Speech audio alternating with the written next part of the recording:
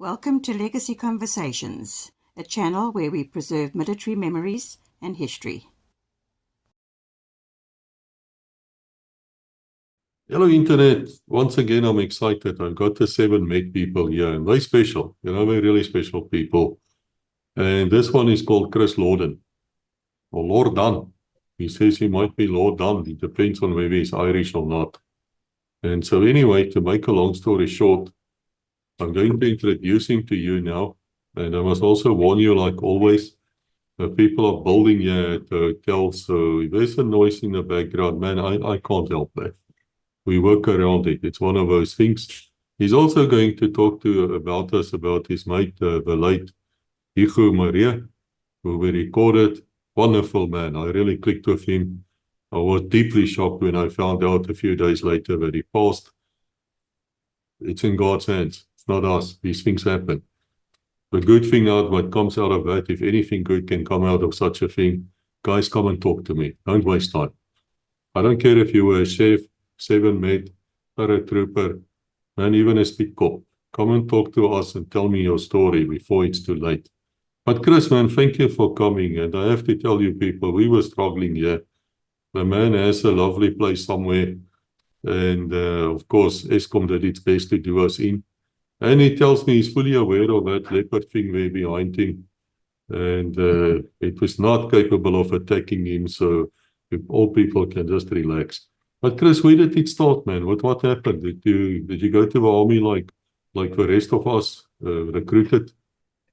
Koos, I grew up in the old Potgietersrus in the northern Transvaal. Today it's Mokopane in Limpopo province. I matriculated at Hoërskool Potgieter in 1983. I actually didn't really know what I wanted to do, so I went to university first for 1 year, which was a complete and total disaster. And then obviously the next step was to get my national service behind me. When I went to the army, I literally knew nothing about the army. I knew they wore brown clothes and they were corporals and generals, but other than that, I knew nothing. But even though I set myself some goals when I went in, and number one was I wanted a rank of some kind. I wanted to go to the border. I wanted to experience the war as stupidly as young people want to do. And I also wanted the sharpshooter's badge, which only came quite a bit later in my life. But that was my 4 goals when I went in. I went to Klipdrift. I was called up to the South African Medical Service, went to Klipdrift and Potchefstroom for basics. And when I got there, I found out that there's very little chances to actually get to the fight out of the medics. And the only route for me was the Ops Medic course. And then obviously I volunteered then for the Ops Medic course. After basics, we went to SAM's training center in Pretoria, where we did basically the 6-month Ops Medic course. And while I was doing that and finding out more about the army, I decided my best chance of getting to the war was to volunteer for Koofit. And that was my plan all along, was to volunteer for Koofit and see action. And just before we qualified as ops medics, we were called to the unit community hall, whatever you call it. And there were all these guys with these maroon berets and badges and jump jackets. And they gave us their spiel, and they were from 7 Met, most of them doctors, all of them doctors actually. A lot of them were qualified Special Forces operators, and they told us about 7 Met and what we could expect, and that one of the requirements would be to become parachute qualified. So I volunteered straight away. I didn't even think for half a second. It just sounded like that was the place for me. So we finished our ops medic training and then went straight to the 7 Met training. At that stage, I have to fill in here. It was the very, very early days of the national servicemen in 7 Met. General Basson had been recruiting medical doctors and other professional medical people for Special Forces application, I think, since the early 80s. Now I did my basics in January 85. I was called up January 85. And I think we were the second or the third ops medic recruitment drive for 7-Med. There were some other NCO medics like Bruce Fiddler, the late Bruce Fiddler. He came out of 1983, but I don't know if they had a recruitment drive, but they definitely had one in 1984 July intake. They recruited 9 guys, 2 of which qualified as parachutists or paratroopers. And then in our January 85 intake, they also recruited. There were 17 of us. And originally, the extra training that we did was medical training. We did more advanced medical training to keep people alive in remote areas for longer than the average ops medic was supposed to do, simply because we were going to be deployed in a more, in support of Special Forces anyway. So the chances were that it would have been more remote areas and less chance of Casevacs or sometimes. Then what happened is the 1985 UNITA offensive against the FOPLA picked up big time. And 1 mil and 2 mil had their UNITA wards, and they got overwhelmed with wounded UNITAs. And we were actually withdrawn halfway through our training, the medical training, to go and assist in 1 mil. I think it was Ward 15. And then half the guys were flown to 2 mil in Cape Town. Yes, I tell you what, those wards were full of wounded UNITAs, the passages everywhere. So some of our training, got put by the wayside because of this emergency, basically what it was. Fortunately, we carried on preparing for PT course to qualify for parachute school at the parachute battalion. So in that sense, we were fortunate we could carry on with that, and we build up our fitness all the way through. I'm talking too much. I'm running out of breath. So somewhere in early October in 85, we actually left for Bloemfontein for our parachute training. To try to pass PT course. That was mentally for me a major obstacle.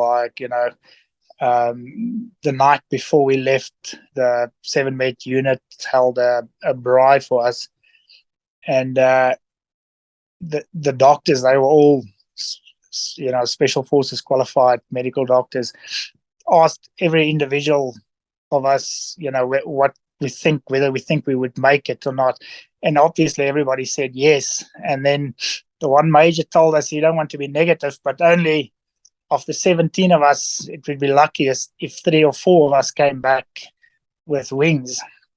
And I think that was a little bit out of their past experience with the previous groups that went, or group that went. And in the end, we were a very, very strong group. 17 of the 17 of us, 11 qualified. We made PT course, which obviously, it's one of the big, nice things in my life that I accomplished. And I'd just like to tell a story about Hichu, because he was a special person. He was always fun, he always had a laugh with Hichu, and he was always the same. And it was quite early on in PT course, like day 3, day 4. You always ended the day with a 5-kilometer run. And Hichu, I don't know if he got dehydrated or heat stroke or whatever the case might be, but the last stretch into the base, I wasn't in the squad with him, so some of the other guys told me this. The last stretch up to the hangar, they kind of dragged him, to the finish line. And he got there and he was out on his feet. So he got put in the ambulance and driven to 3 Mil straight away. And he was like out. And, an hour or two later, he woke up in 1 Mil in one of those lovely hospital coach jackets, whatever you want to call it. And he was highly upset. And he started asking for his overalls and boots. And none of the sisters or, the woman wouldn't give it to him. And then he was fortunate. He saw somebody that he knew, a ward medic that did basics with him or whatever the case might be. And he convinced this guy to bring his overall and his boots for him. And he put it on and he basically AWOL'd out of 3 Mil. And about 9 o'clock that night, he walked into our bungalow with his drip over his shoulder like that. And he said, I'm back. He fell in the next morning and he qualified. He finished PT course and he made it. And so, no, he was just a wonderful guy. And it's such a pity that we had to lose him. But as you say, it's not in our hands. God is in control. And it was Ihu's time. I would have liked to speak to him again. But unfortunately, we don't always get the chance. So obviously, after PT course, we did the hangar phase where we qualified. And then we got sent all over the place. 7 Met was always obviously involved with special forces related stuff, CSI, Chief Staff Intelligence. And so a lot of the stuff back then was highly classified. So we didn't always know where the other guys were, where they went. You just saw them disappear. Myself and 2 of my buddies were posted to 5 Recce. In November, we qualified, I think, late November. So I think November, December, January, basically. We worked at 5 Recce in the hospital there. It's not a sick bay, it's a hospital. And then we were called back and we were sent to the border. From there, I went to St. Michel. I became one of the medics at St. Michel under Colonel Jan Breitenbach. He was the commander there. And I don't want to call it a holiday camp, but we had a wonderful, wonderful time there. It was very small base. There were probably 15 or so permanent people. And I think, 6 or 8 of us were national servicemen. So we had our tasks that we had to do. We had jobs. But mostly we were left. You were told what to do, and then you were left to do what nobody checked up. You did what you were supposed to do, and there was no rules, no parades. As a national serviceman, it was a little bit of a holiday camp. If we're knocked off in the afternoon, we could go down to the Quando and go fishing, and if you liked fishing, and it was just a magical place. Actually, today I'd pay money to do that again. And then in July 86, we left for Angola. There were normally just 2 liaison teams, they were called. That year there were 3. Colonel Breitenbach made up the third one. The 2 permanent liaison teams were Colonel, back then, Commandant Les Rudman and Commandant Bert Sachs. Ihu, that already spoke, he was the medic for Commandant Rudman's team, and another guy called Louis that did all the training with me was the medic for Commandant Bert Sachs's team. So anyway, we went to Mavinga, and actually I think there were 2 other planned operations that never materialized. We drove around and spent time at different spots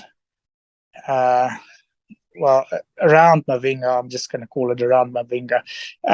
We as medics, we were just Lance Corporal National Servicemen. We were not always, we just about never were part of the planning phases. So we were just told where we go. So we didn't sit in on all the order groups and stuff.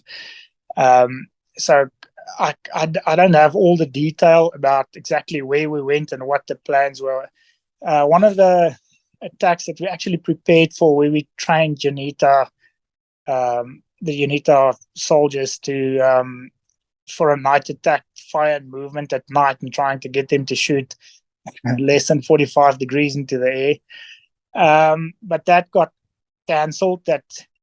I have an idea what it was about. I figured it out later, but there was another bridge downstream from Quito that we were going to try and take, but that never materialized, whatever the reasons for that might be. And then in the end, it was the attack.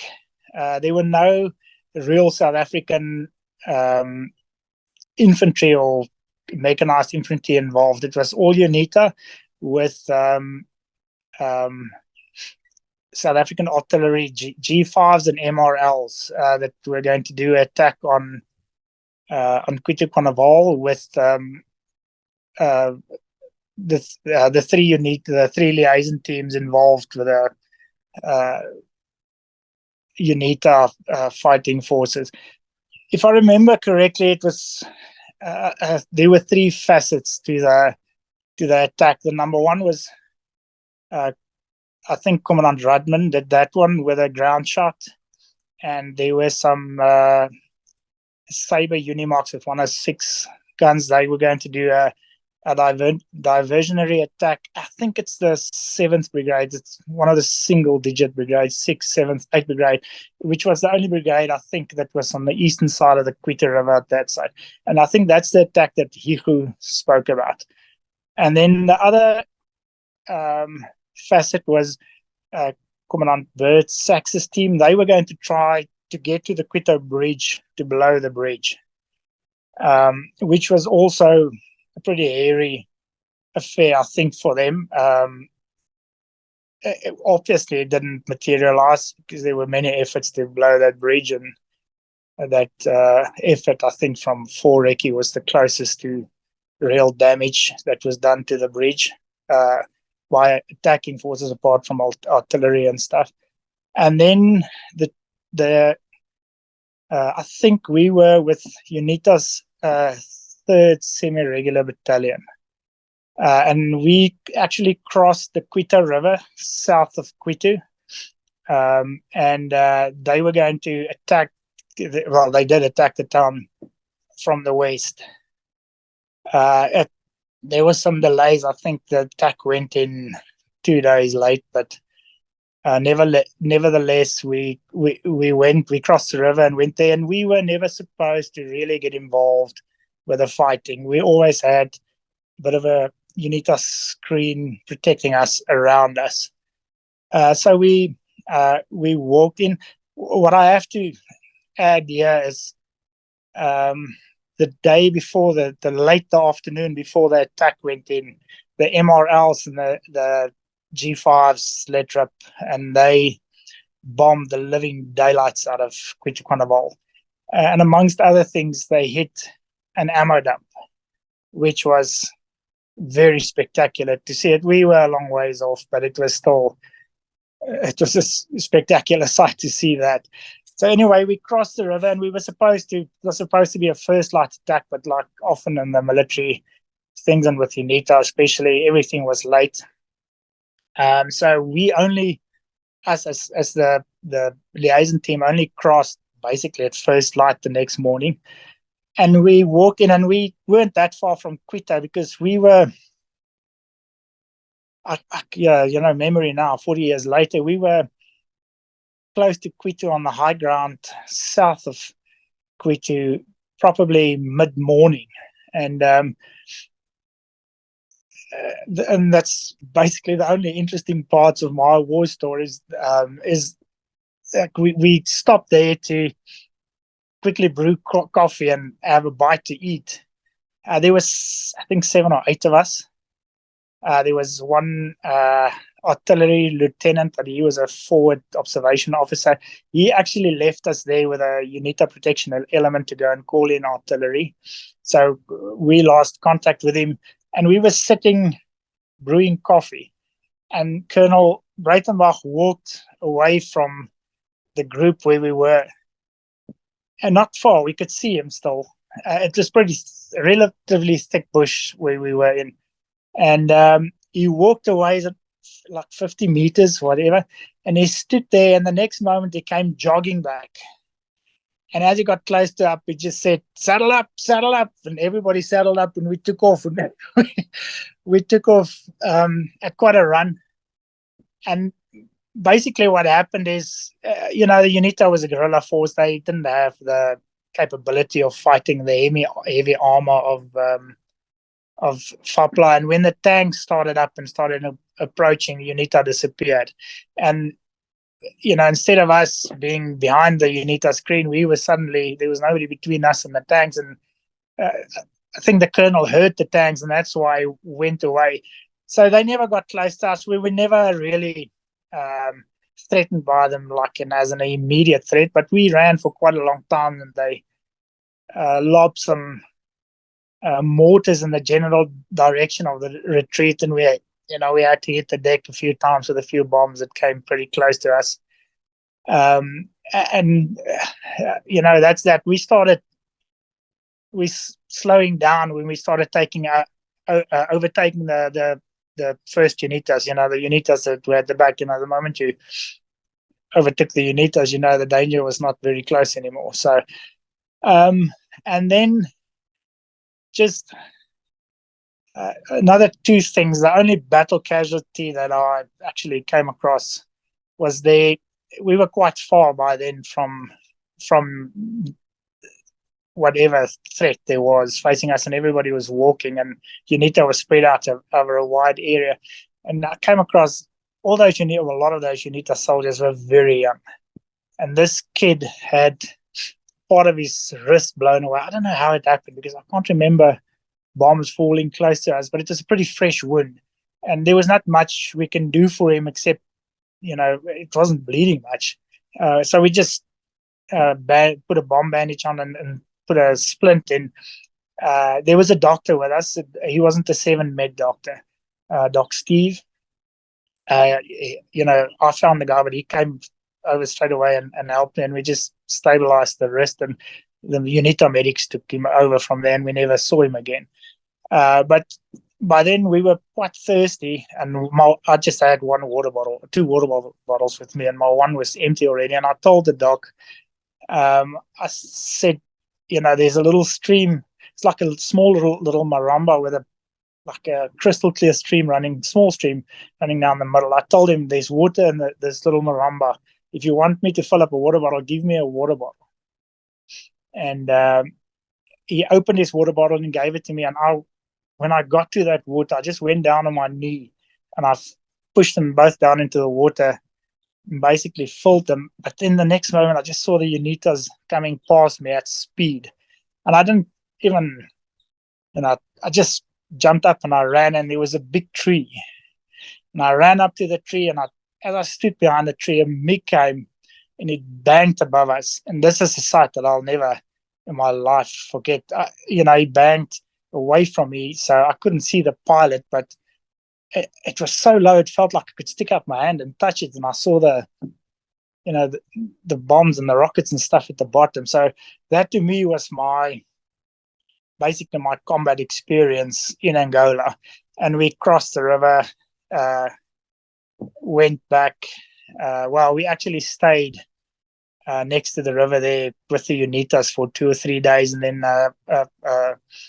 3-2 Buffalo came and fetched us and took us back to Mavinga. And from there we were basically sent back to Saint Michel. We drove back to Saint Michel with the Caspers and those Sabre Unimogs. And Colonel Breitenbach's team never deployed again. I don't know why he deployed to that one. But Commandant Sachs's team deployed. They deployed for a long time. where I was the only medic in the base, with Louis being gone with Commandant Saxe, and Colonel Rudman's team also was again deployed. So they spend a lot more time in Angola itself than, I don't think they had a lot of action. We didn't talk about this stuff back then. I don't know why. But I don't think they had a lot of action, but they spend a lot of time. They're just a little snippet out of that was funny. Commandant Saxe had a wonderful sense of humor. He always had sayings that had you in stitches all the time. So the UNITAs gave the team a goat for them to eat. And then the name of this goat, they had some books that they read in the downtimes, and one of the books, there was the major character was a very well endowed man, ladies' man, that was a superhero in this book, and apparently he was really blessed. And this goat was a pretty small goat with a massive set of testicles. So the character in the book's name was Tobias. So Commandant Saxe immediately named the goat Toby with his massive testicles. So Toby was never eaten. They drove him around the Caspers for the entire deployment, which was 2 or 3 months or whatever it was, and he came all the way back to Saint Michel. And Captain Hugo spoke about him, Captain Dolph Skeepers. He was an intelligence guy. He was with us when we went to Quito, but then he deployed with Commandant Saxe the next time around. So Toby spent 2 or 3 nights in the officers' mess, and at Saint Michel, the colonel's leopard Tano was still around there. So it was a big thing that Tano didn't eat Toby. So, but Toby left for whatever base Captain Skeepers was from, and he was from Katima Malibu somewhere. He was stationed there somewhere. So Toby, traveled quite a bit. I don't know what his end was, but he wasn't eaten in Angola anyway. Koos, and then I finished my national service at Saint Michel Basic. There were so few people, but there were the 3 bases there. At one stage, Colonel Stefan Rawlins spoke about it. He called it Ingwe Base. We knew it as Hippo Base. They trained some funnies there, which in that stage it was off limit to us as well. You didn't go north of Fort Kasinga. It was Saint Michel, Fort Kasinga, which was the basically army school where they trained UNITA officers. And then it was the Hippo Base further north where Colonel Stefan and the other, a lot of them special forces guys trained those funnies. I don't know what to call them. So once the funnies were done at Hippo, there was nothing happened there.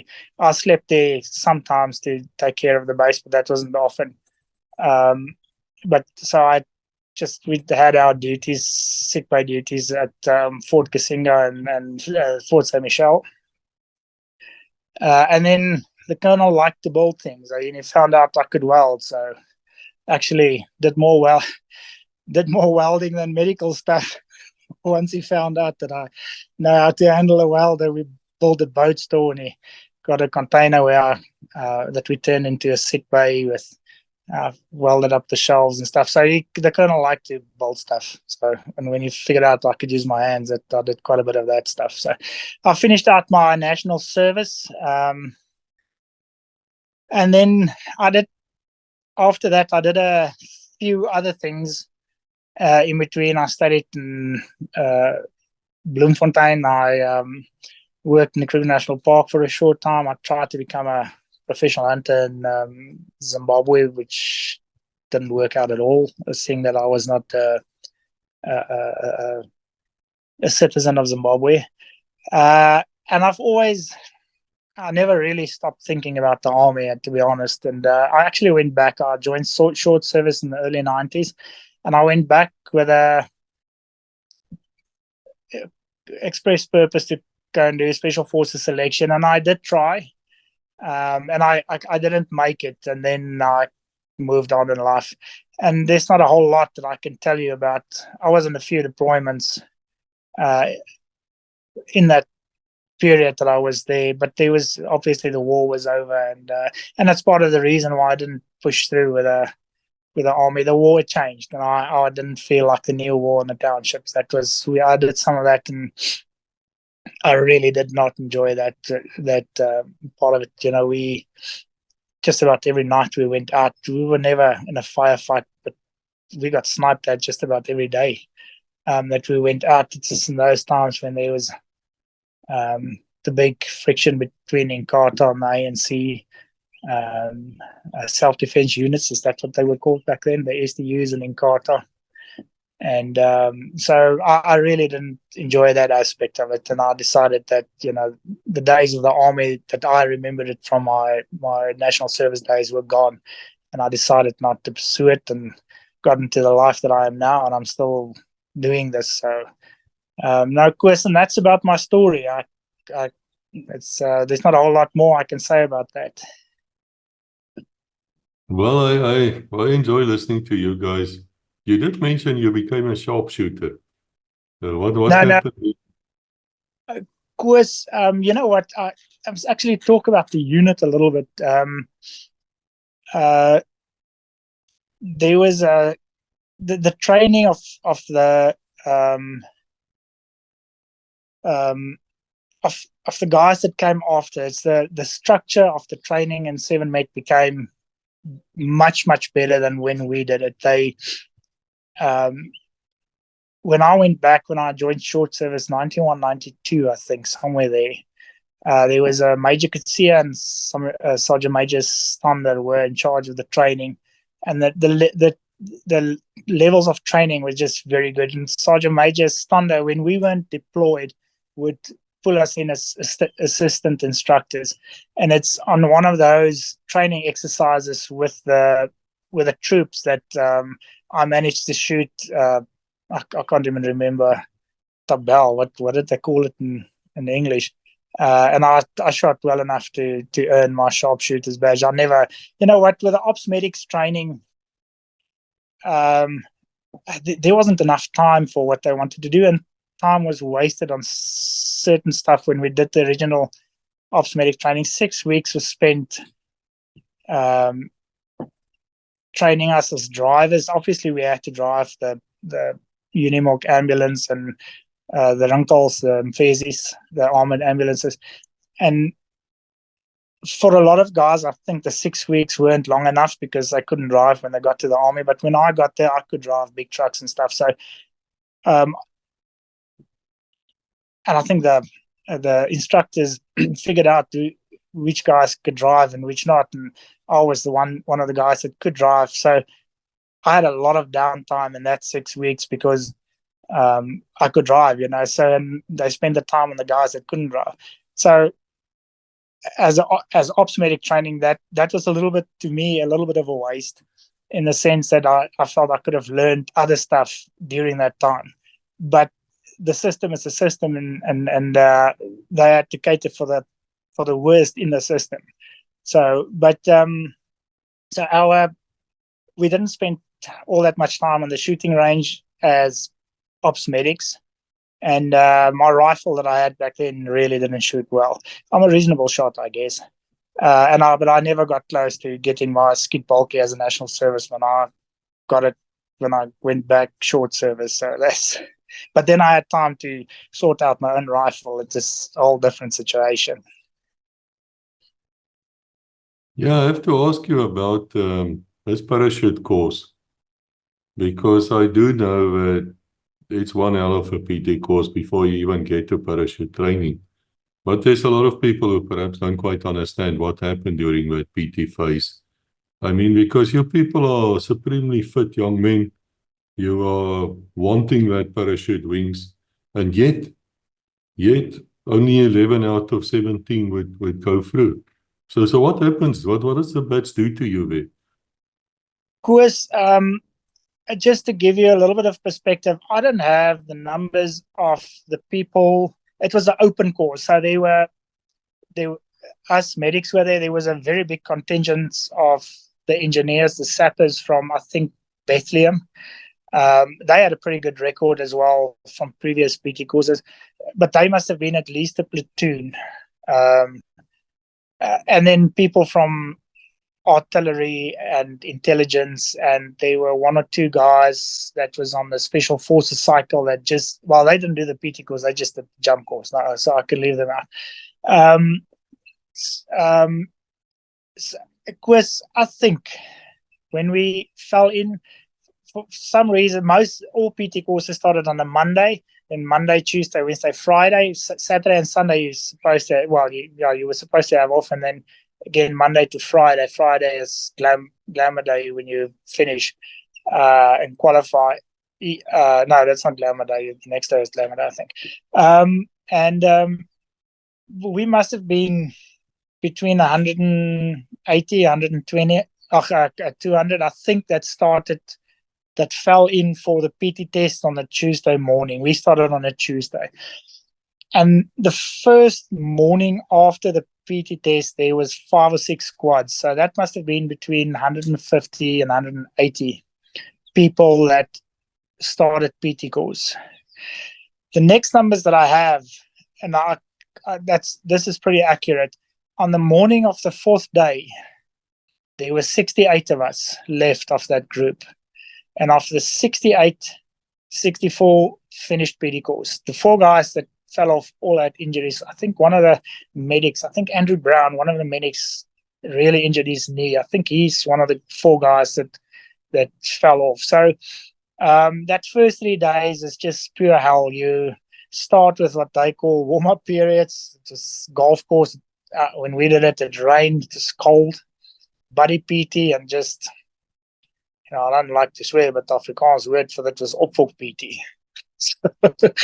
and then you had breakfast, and then you started the pole PT, pole PT, marble PT, and in between you had the boxing sessions and whatever they could think of.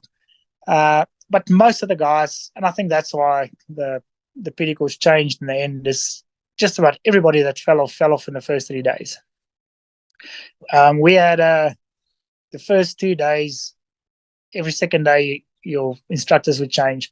The first 2 days, we had a Sergeant Alberg, the people that knew him, Mindas or something. He lost these 3 fingers, and I think in a parachuting. I think well, the rumor had it that the static line in the plane, he caught his fingers on the door frame and cut those 3. So he was the Mindas or something. And he told us, he said, if you fell in on the morning of the 4th day, bar an injury, you will make PT course. And that's exactly what happened. So in this first 3 days, day 3 to me, you always ended the day with a 5K run. That to me was my toughest day, but I don't know if I should feel guilty, but I made a mistake. There was a guy that I was in the middle row in the squad, and he ran in front of me. And the moment we left the base, he started falling back, and I would push him back into place. And then he would fall back, and I would push him back into place. And I kept on doing that for quite a ways. And then you turn left up towards the road. Vitaka, the White Gates was one of the markers where you turn around for the 5Ks. And the first incline, when I pushed him, I realized if I keep on pushing this guy, I'm not going to make it. I'm going to... it's just too tiring. So I told him, I said, listen, you have to start running yourself. I cannot keep on pushing you. And he just climbed out of the squad. And that was that for him. He never finished. He was one of, some people are unfortunate. They're not good runners. And he was one of those real stocky. I just remember pushing him. He had incredibly broad shoulders. And he was just not a good runner, I think. And it's, unfortunately, that counts against some of the guys, and he might have been maybe he wasn't fit enough. But I nearly cost the PT course myself by pushing that guy so long. And fortunately I managed to pull through. And then what, Koos, in all honesty, after that, it's not that I can say it's plain sailing, but you get into a mode, and you just carry on and carry on and carry on. Psychologically, the 21Ks was tough for me because I was worried that I won't make the cutoff time. We never practiced 21Ks, the walk, 21K walk. So I didn't have we ran 5Ks. I knew how fast I ran a 5K. I know what I had to put in to do it. Same with a 2,4, whatever. But we never practiced a 21K walk. And to me, it felt like I was too slow. And I'm not one of the fastest walker. And I kept on pushing and pushing. And psychologically, I crucified myself because I thought I wasn't going to make the cutoff time. But I made it easy in the end. But it's just, I nearly sank myself in my own mind, if I can put it that way. But physically, you just get to a point where it doesn't matter anymore. If they tell you to carry on another week, you'll carry on another week, I think, it's injuries become a problem a little bit. We were medics. We had a bungalow full of bandages and Reprol gel and all the Voltaren injections. So we never went to the sick bay. We just treated each other, So it's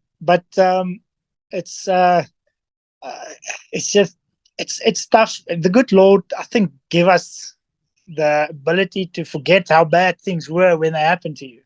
And it's hard to now tell you how bad it was, but obviously it was pretty tough. But I think the BATS pass rate is like 30-35%, somewhere there is what most PT courses produced. So it was pretty tough. But once you got past the first 3 days, then, as I say, you probably could have carried on doing that for, I don't know, forever if you didn't get an injury. It didn't feel that bad after that. You just carried on. I spoke to General McGill Alexander, and he qualified as a paratrooper, and I might be wrong, but around about 1968. And he said to me in that episode, there's a wall, and you run flat street out to this wall, and then you have to sort of get yourself over this damn wall. And he knew there's no way he's going to get over this thing. So he started praying, and that's how he got over. Was it the same with you guys 20 years later almost? You know what, Koos, if you read Major Jack Greef's book, I think the first time around, he says he didn't make it because he couldn't get over the wall. And the wall, the thing is, I can't remember even all the PT tests. You had to run a 3,2 with kit in a certain distance, 120 circle kicks in a certain time, minimum 36 push-ups in 2 minutes, minimum 60 sit-ups, I think, in 2 minutes, stuff like that. And that, if you did the 60 sit-ups, it was 60%. And then you could build up and get more. The wall and the rope, you had to climb a rope and touch the top of the hanger. For those two, you could only get 60%. So if you failed it, you failed the whole Intree-toets Afrikaans, the whole PT test. You failed. And the wall, the rope is technique, and the wall to some extent, but the wall, you need a little bit of luck because you had to run up and then step off. And if you just mistimed your step off step, you could miss it, no matter how good you were. And you know what? We never practiced it, but I did it fairly easy. The thing was to step off and put your one foot against the wall and push yourself up a little bit and try to get your weight on top of the wall up to your hips. If you done that, you were over. Then you won it. And I had to do it twice. PT test to get in, PT test to get out. The last day, and I did it fairly easy. Obviously, we were super fit at that stage. I'm not the most coordinated person, but you could miss that through sheer bad luck, and that was terrifying, I think, to some people.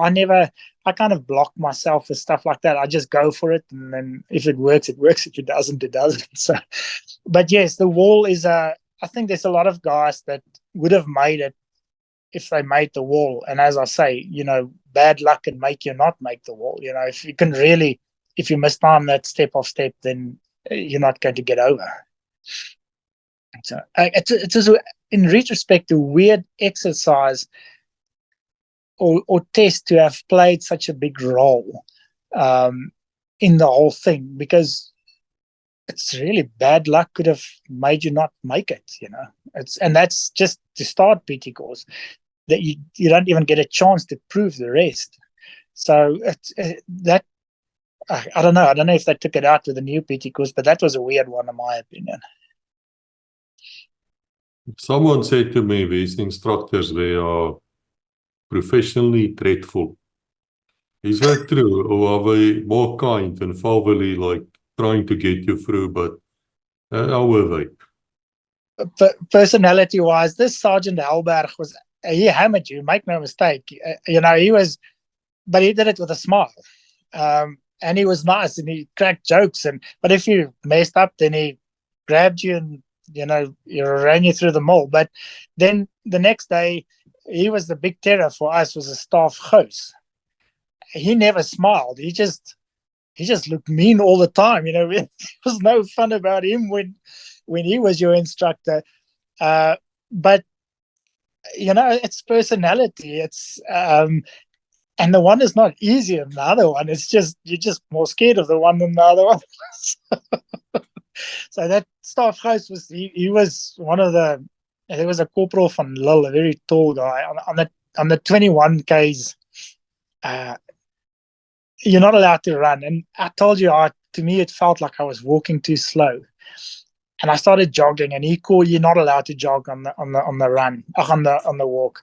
And he caught me walking, and I had put flat soles on my boots, and my right flat sole had come loose. But I didn't want to put other boots on because of blisters, so because this was my boot. So I just took some of those white elastoplast plaster, and every morning I would wrap around it and I'd polish the white plaster. So he caught me jogging, and he gave me a rock. He told me I'm not allowed to jog, and I put the rock here in my backpack on my back, and I walked, and then he disappeared. I said, "Well, he's gone now," and I took the rock and I threw it out. So, after a while, I see he's walking up this line. He's looking for this guy with a rock, and he can't find him. So eventually, he came up to me and said, "Hey, Corporal, het ek vir jou 'n klip gegee?" "Ja, Corporal." So he gave me a bigger rock, and I carried that for I don't know how far until he told me, "Okay, now I can put the rock down." But anyway, it didn't make a big. The rock wasn't that big, that heavy. It really didn't make a big difference. But he was also, he never smiled. He was one of those guys, so he never cracked a joke. It's like any instructor. You get guys that can get the same out of guys making jokes or being friendly, and other guys that just hammer you, psychologically with their personalities, So, but no, it's all different. Every instructor is like everything in life, people's personality. But everybody did the same stuff. It's whether your instructor did it with or without a smile, it didn't matter. You went through the same stuff. So what happens when you now pass this PT course and now you're going to go to the hangar and thereafter is the first jump? How does it feel, that first jump? I mean, the people joking around, or is this a time for concentrating a bit? With the training, with the parachute training. Your first training jump, your first jump ever. The jump, Koos. For me personally, I'm scared of heights a little bit. So to me, passing PT course was such a big mental obstacle that I never thought beyond it. And then the next moment it was hangar training. Koos, hangar training, I think, is it 4 weeks? And you train for at least 10 days, I think, before you get into a plane the first time. So the training was very, very good.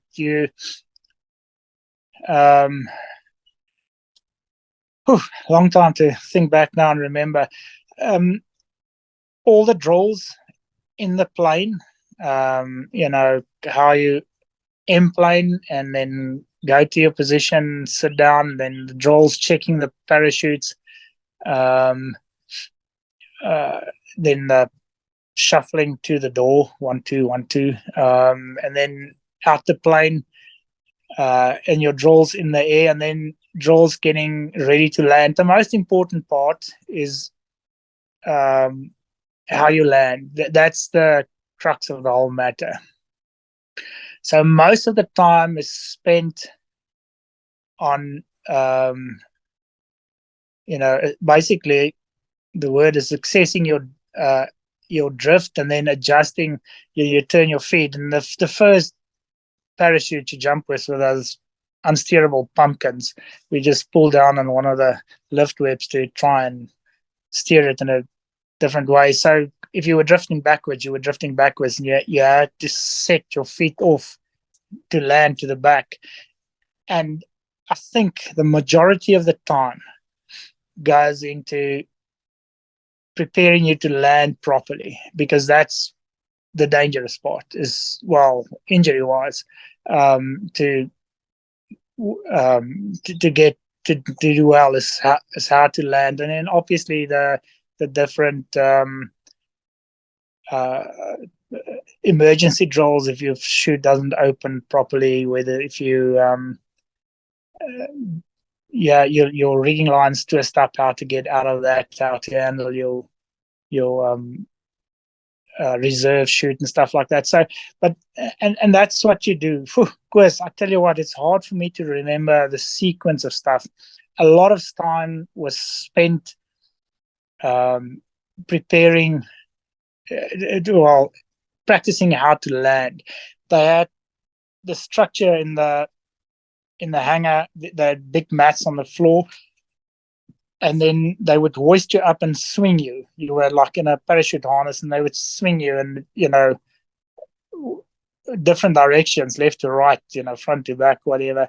And then they would drop you, and you had to land, you adjust your feet and land to whatever direction. And you just practice it over and over and over. To be honest, with the first jump, they mark you. I think you jump 3 at a time, and they have instructors on the ground with telescopes. And they mark you from the moment you get out of the plane until you land. And you have to go through all the drills. I can barely remember anything of that first jump, but I did everything right. And that is just training. Over and over and over. Everything you do, it's so well drilled into you that muscle memory, you just do it. I think we had some of the best parachute training in the world at that stage, if you ask me nicely. Can you recall which side of your body would you fasten your rifle? Or did you have a choice? Koos, no, I can't remember. I think on the right-hand side, Koos. And we only did one kid jump. We had a lot of weather issues when we did our training, and I think we did 8 or 9 jumps in the end. But like the one kid jump is out of the C160s with 30 or 60 out of the Flossie, where you jump either side. When we had to do that, the weather was so bad that none of us, the whole group, never did that. We did the C160 jump or the Flossie jump without kit once, and we were supposed to do the tailgate jump and the kit jump out of the Flossie, which, because of the weather, we never got to do. Even the night jump, I was in the first plane. I was second stick in the first plane on the night jump. So, and I think we jumped in sticks of 6, if I remember. So I think 18 guys got to do the night jump, and I was fortunately one of them.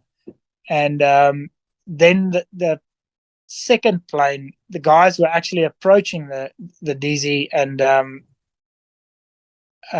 they were standing in the door already, and the wind came up, and they had to abort, and nobody else. We were 70-some guys, I think, that qualified. There were guys that were injured that joined the group. And as I said, I think there were 1 or 2 guys on the recce cycle that joined us for the jump course. So there were 70-some people, and only 18 of us did the night jump, and nobody did the tailgating or the Flossie kid jump because of weather. Even the day, Glamour Day, that was very, very nearly, we couldn't jump on Glamour Day. Also, low clouds. In the end, we jumped, but we jumped very low. Just another funny story. about Yichu, back to Yichu. Oops, I'm moving my chair. One of the guys with us, Russell Hanger, was a tiny little guy, small guy. And on one of the jumps, we were all on the ground already, and he jumped out, and he had a lot of twists in his rigging lines. We call it a Roman candle, where the chute doesn't really open, it's just like a string. And he fell a long ways before that chute opened. And then we were sitting on the ground there joking afterwards. And you know what, kids, and if your chute doesn't open, I don't know what the purpose is, but then you just assume the parachute attitude of houding until you hit the ground. I don't know what it's going to help you, but that's what you're supposed to do. So somebody was joking with Hanger, Russell, because of his chute, and said something about the parachute houding. And Hugo said, yeah, parachute houding and stick your left hand in the air. And Russell said, why my left hand? Hugo said, I want your watch.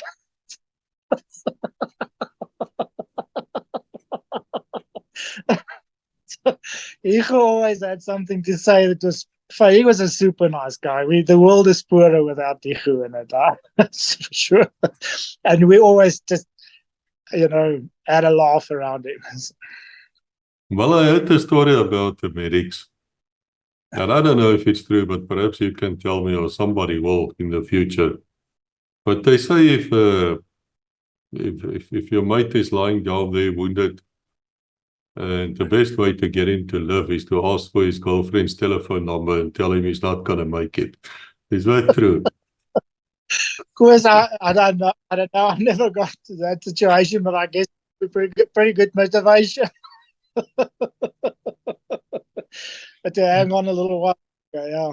But No. all serious now, Chris, I mean, you guys were working sort of behind enemy lines at times, or you could. It's very possible that you could. Were you trained in escape and evasion? No, Koos, we weren't. And I touched on it earlier on. You know what, when we did the training, I think we were kind of in a experimental phase with the NCO medics. And as I said, our training got disrupted with that UNITA offensive, having to go and help in the UNITA awards. Later on, the training became much, much better. Some of the later ops medics, and I wasn't around then, but then, at one stage, the late apparently passed away, Sergeant Charles O'Connell. He was an ops medic that became a Special Forces operator. He trained some of the groups of medics, some very good medics, tough guys came out of that. And I think the training became more relevant then. And then later on, Sergeant Major Johan Stander, he was a 3-2 recce wing guy, so and he had quite a bit of combat experience. Major JP could see, I don't know what Major JP's background was, but the training wing, both the military training, the army training, and the medical training, was just at an incredible level in the early 90s, specifically under Johan Stander and Major JP. So they did more relevant training, even though the war was over.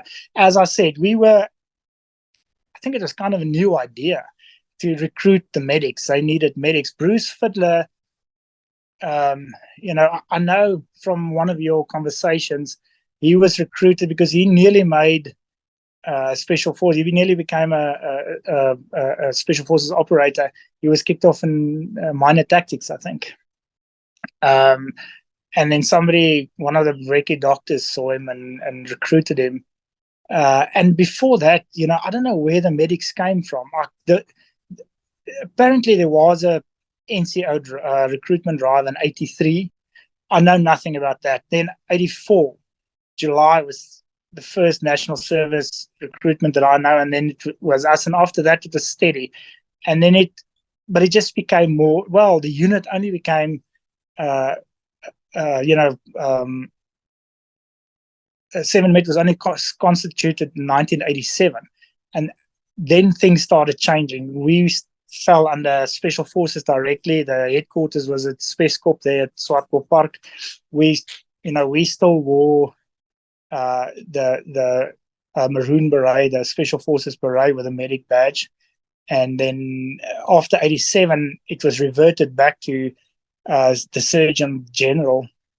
And so 7 Med then again fell directly under the SAM's command structure once the unit was constituted. And then we started wearing red berets again, the medic berets. So we were in the early days kind of in the experimental phase. And the big thing for us back then was to get through PT course and jump training. Later on, the quality of the troops that they recruited and trained, there were 2 intakes. Just mostly the July intakes were always weaker than the January intakes, but there were 2 July intakes where I think the one time like 21 guys went to parachute battalion and 19 made PT course. The 2 guys got injured, and another time I think 20 went and 19 made it. So the level of training and preparation was well, and the selection. I once joined Sergeant Major Stander when we went to go and select the January intake, and you had a massive amount of people to select from. So the quality of people that were selected was very high. And if people didn't make the grade during the training, they were RTU'd or whatever.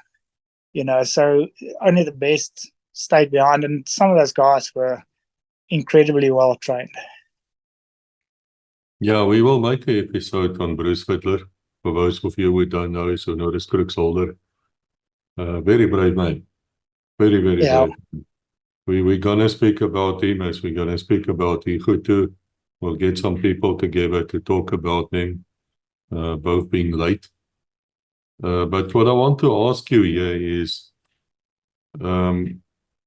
was malaria and these type of strange illnesses and sicknesses you find in Africa, was that a big deal there at Saint Michel and the rest of the places? Yes, it was, Koos. And I only had one case at Fort Saint Michel, and it was one of my highlights of my medical side, I'll tell you just now. But while we were there, up at the UNITA training bases up the Kwanda River, which I never had anything to do with, but there were quite a few cases of cerebral malaria, and the word came back to us, and we were just told to take more care in taking our tablets. But we actually always had a very relaxed attitude about that, simply because we were such a small base, and there was not the normal military pressure that you have in situations like that. But I know there was quite a few cases of cerebral malaria out of those training bases up to Kwanda. My diagnostic highlight of my medic career, it was a 7 Med doctor. I don't know where he came from and I don't know where he was going, but he ended up at St. Michel and he became very ill. And they called me, and he was in bed in the officers' quarters, the officers' bungalow down the bottom there. And I went, but he was very sick. And I looked at him and I spoke to him. And I thought to myself, but this guy's got symptoms of malaria and urinary tract infections. But he was very sick. So I went to the colonel and I said, well, I mean, this guy is sick. It's better if he sees a doctor. So they got, Fort Doppies was just across the road from us. So there was a doctor at Fort Doppies. So the doctor from Fort Doppies came across and he looked at this guy and he said, no, well, he's got malaria and urinary tract infections. That was my diagnostic highlights as a medic, So and they casevaced him out, and I never saw him again now. Yeah. Can you tell me, this shirt you're wearing, is it association shirt or what's it about? 7 Med Koos, I have to admit, I lost contact with everybody until I saw Hugo's thing, and then through you, I made contact with Dr. Stefan, and so they had some of these shirts made up, and I managed to get hold of one. Back then, Sergeant Johan Swanepoel, he had some, and he gave me this shirt. Actually, I met up with him in Pretoria. He's also a qualified 7-med medic, but as I said, this is just a month ago. There are the 7-med, there's a 7-med old boys group and stuff. So I think there's a more of a effort to get people together again, and so yes, I've got a hat as well. They made some nice hats and stuff, and but I think the best person to talk to about that is Dr. Stefan. He might have more contact details of how to get hold of this stuff. Yeah, I just want to put the message out here that, guys, if you served in 7 Medical Battalion, you are entitled to have a shirt and a hat and part of a Special Forces Association. Go back to your roots, man. Go back to your bodies where they're looking for you. And if you don't know how to do that, contact me or contact Dr. Stefan. We'll gladly put you on the road. Yeah. It must be nice for you to meet some of your old friends again. I mean, absolutely. You mentioned it very early in the conversation, is where we were sent all over the place, and back then we don't talk to each other. A lot of the stuff was clandestine. So you just saw the guy, and we didn't see each other. Some of the guys that I trained with, I saw the day when we finished at Parachute Battalion, and I saw them again the day that we cleared out at Spes. We cleared out at Spes still back then. So, and I never saw them in between. There's some of them I saw. I was deployed with 2 of them, and then I met Hugo in Angola when we did that liaison team thing. And there was a forward medical post at Malvinga for those operations. So there was some of the 7-med medics there that we bumped. But some of the guys I've never seen again. When I did the 21K pole and tire, I ended up by chance with 2 of the 7-med medics, Gareth and Russell, and I just made contact with them. Well, we haven't even really spoken, but since I spoke to you in December, so it's people you went through stuff with and never saw again. I actually tried to get hold of people in the past, but I couldn't find anybody. And then through Hugo's story, suddenly now I've got contact with quite a few, and it's wonderful. It's actually, it's, again, now we talk about it. Back then, nobody spoke about anything. And now it's just nice to relive everything and be part of it again, so no, it's wonderful. And thanks to you, I mean, that's got a lot to do with you, with Legacy Conversations. I wouldn't have been here and known about Hugo if it wasn't for Legacy Conversations, so the work that you guys do are actually fantastic, and for everybody, I guess. Yeah, we meet fantastic people, we said, I have to thank all of you. I mean, it is not really only us, it's the people who have the guts to come on the show and talk to us, to get the history down, at least as I trust myself, I say, well, we've got Hugo's story on, and you're such a funny guy. I recall saying to him, but Hugo, did you know that a Casper driver cannot see in front of a Casper where you were walking, my man? And he just burst out laughing, and he said, no, I didn't know that. And he just started laughing, and these things come back, and it was so much fun. But yeah, looking back, no, carry on. No, it was just fun being around Hugo. He was just a fun human being, yes.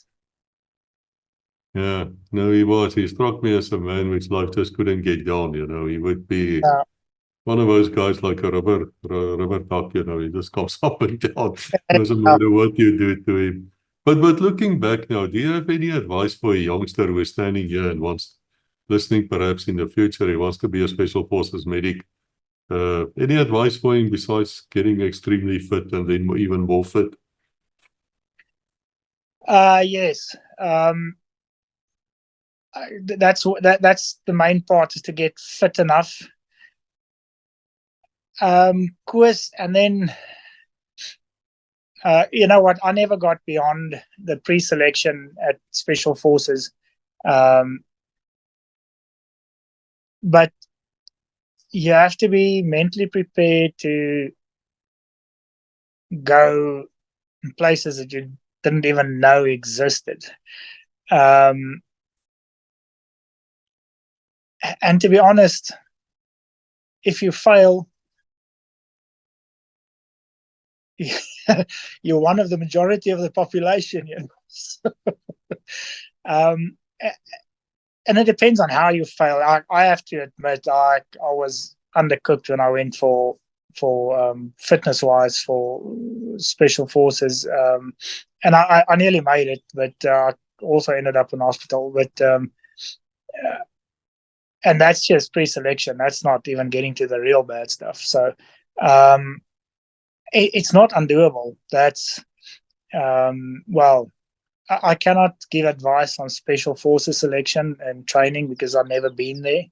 But you have to be prepared to go to places that you didn't even know existed. That's basically the advice.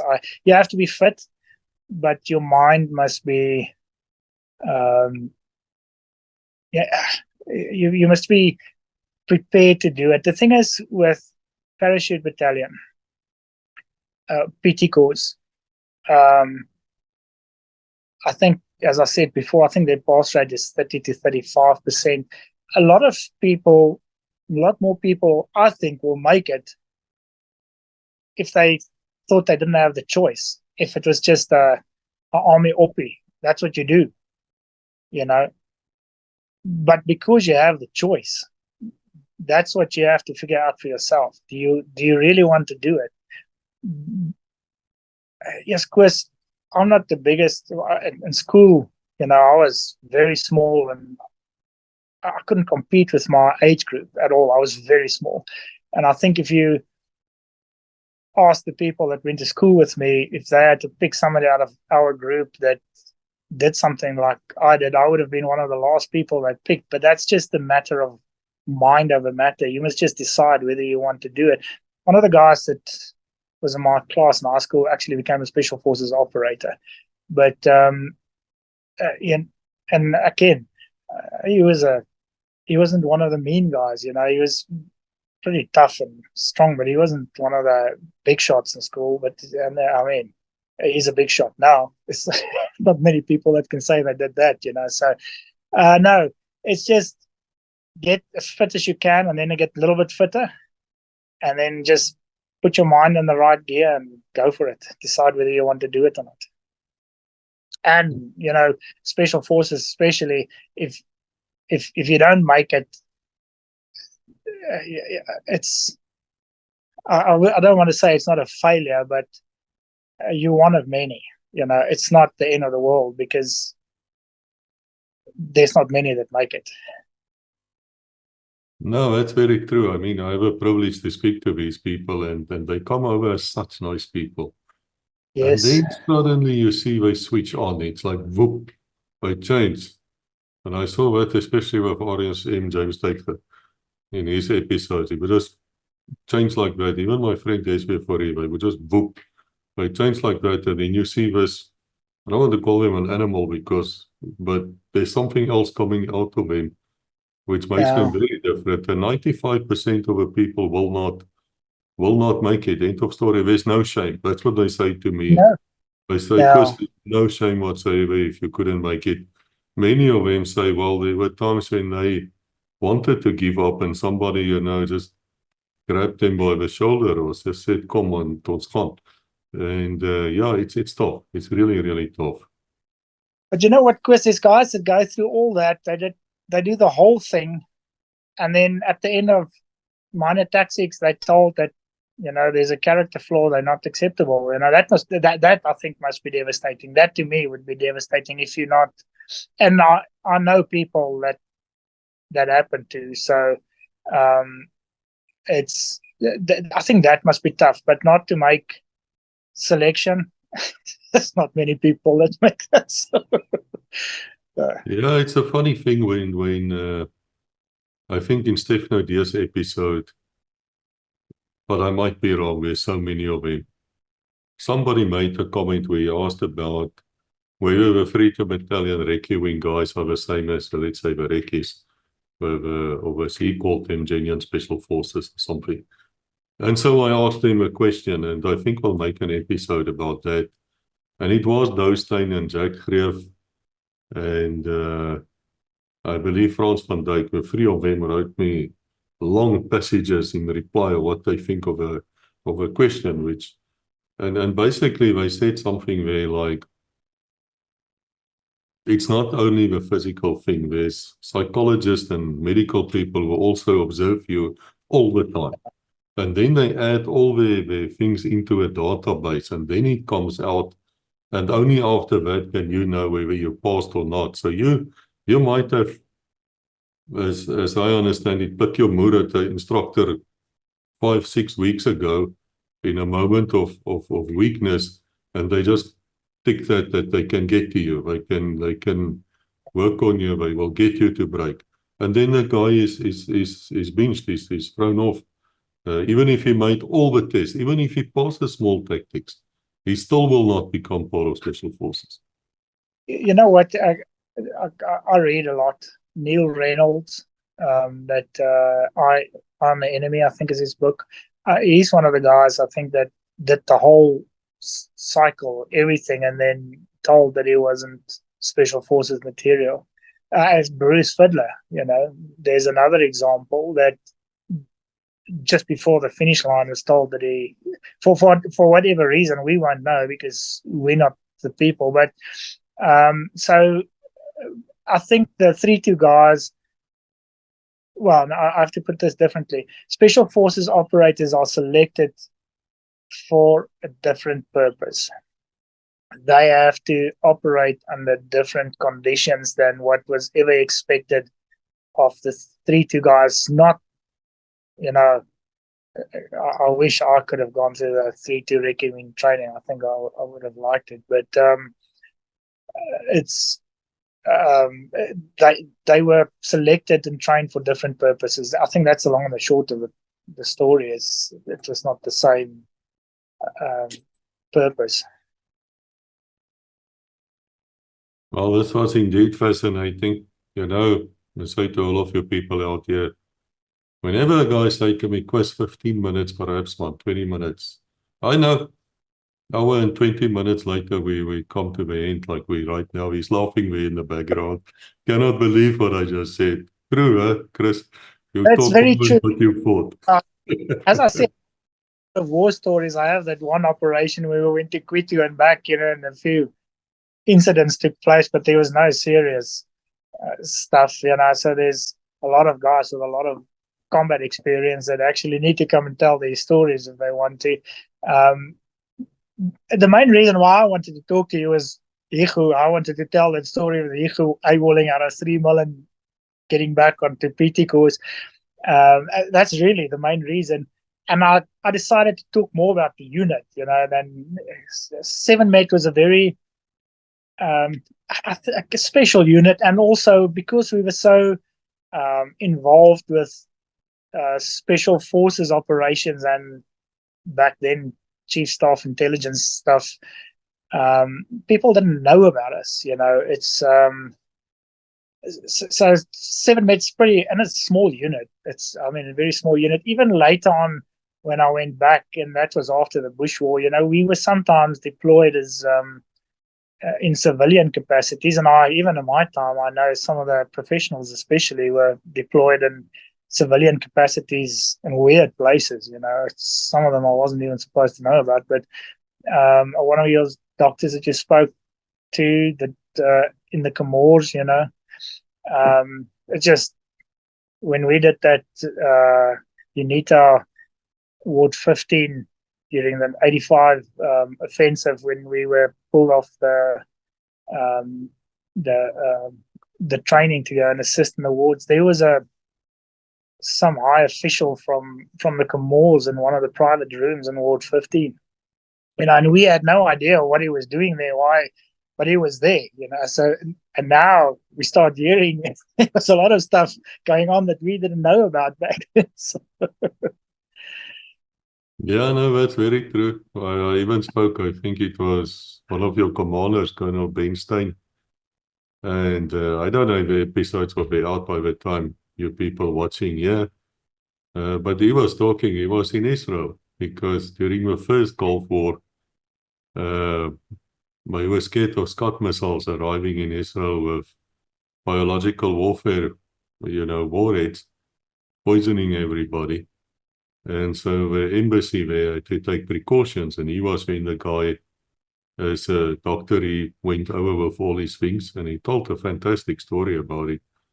How the sirens would go off, and they would run for the bunkers and shelters, and then they would sit there waiting. They got their places taped up, they got gas masks, and then they would sit there for hours and hours, and they would look out of a window, and the Israelis are just walking around buying the groceries, and we don't give a hoot about that. So he said by the third time, I said, hey, they're not gonna worry about it anymore. But this was fantastic. Chris, thank you for coming to talk to us. We're going to see you again, because on the episode of Ihu, definitely, there'll be a few of you talking.